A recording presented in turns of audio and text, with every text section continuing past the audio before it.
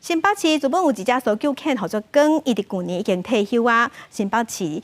的消防局即马是搁要找新的狗仔来接班。啊，若根据国际上的规定，爱训练18个月，而且搁爱通过7次，才会当摕到中级的认证，才做合格搜救犬。也毋过消防局嘛表示，根据目前的经验，狗仔上无爱经过2年训练，才有才调通过7次。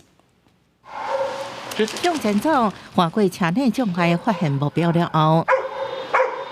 伊伫草坡来回咧走。这只米克斯也才一岁，因为爱食爱耍，受领犬员的教育，目前咧培养成做搜救犬的接班人。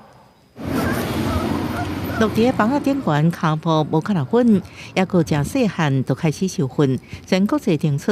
训练18个月等参加测验，啊，毋过领犬员也承认，国内狗仔培训上紧也要2年，才有能力通过测验，摕到中级认证，才做合格搜救犬。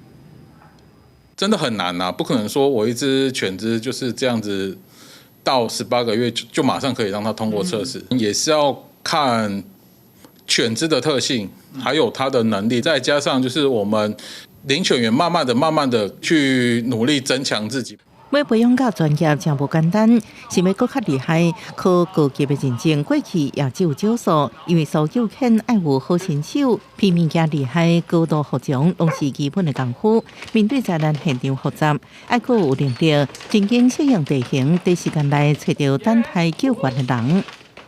我们会做它的地形的适应性，然后还有对人的亲和力的提升，然后还有它的鼻子对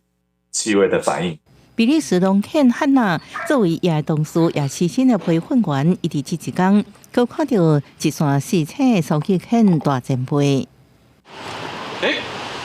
真难得倒来到训练场，伊是退役搜救犬官，头一5年搜救，参加过复兴航空空难、乌兴直升机失事，真侪重大灾难搜救。照规定8岁就要强制退役，以后领犬员时过退休的生活。